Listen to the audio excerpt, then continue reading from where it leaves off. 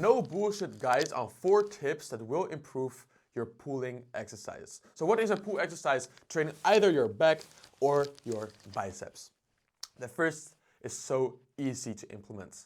Use straps on all your back exercises. Straps will help you to have not as much tension on your forearms. So when you're doing like weighted pull-ups, if you would do that without straps, your forearms would give out before your back will do, because look at the difference between the size of your forearms and the size of your back. It is like the same amounts of weights hanging on the muscles, maybe even more on the forearms.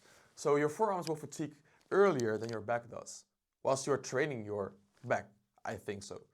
So when you grab straps, you're basically having zero tension on your forearms. You just need to, you can kind of let loose of the bar, but you just need to still keep your fingers on the bar, but you do not have to squeeze it anymore.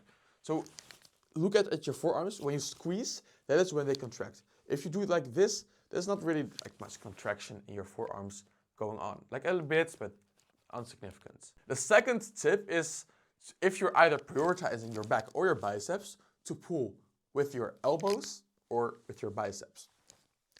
If you are training like primarily your lats, but if you want to put focus on the back sides, you want to focus on every exercise for your back, you should pull with your elbows.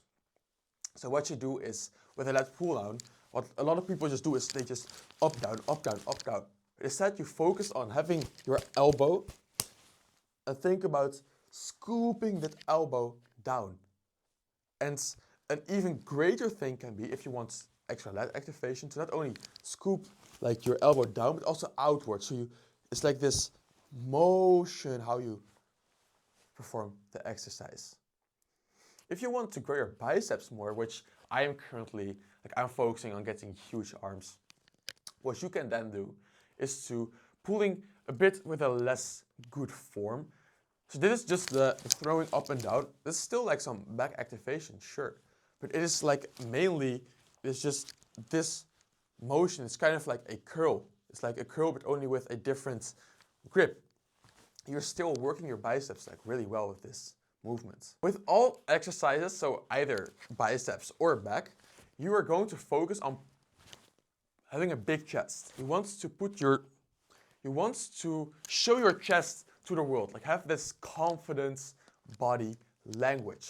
Because this will do one specific thing, and it is chest out means straight back. So if your chest is in, like your back's all hunched over. If your chest is out, immediately your back is also like straight. It cannot go otherwise. So what now happens is all your back muscles are like in line, and your lower back is not that much stressed. If you're like hunching over, it's like extra weights hanging down and your lower back is taking the tension. If you're straight, there's like no tension on your lower back. There's no strain. This will immediately like lower the risk of injury you can get, especially with like higher weight exercises like a Pendlay row or even like a lats pull down.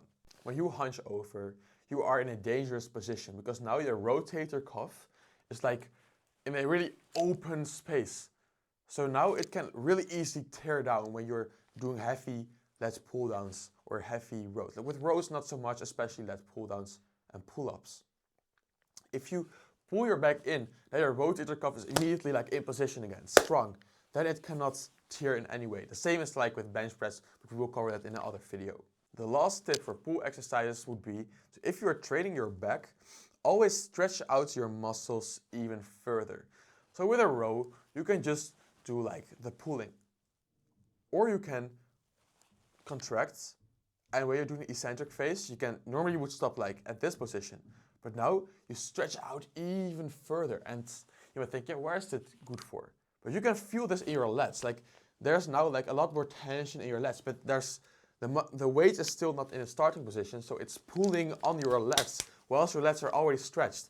And if you have learned a bit about theory on muscle growth, tension plus stretch is the most muscle growth possible.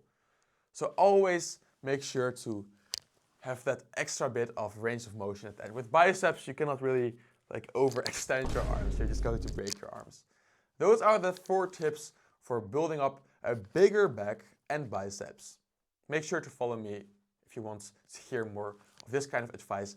In the description, there's my school community where I cover every single bit of muscle growth. If you're interested, click the link in the description, and I will see you soon in there.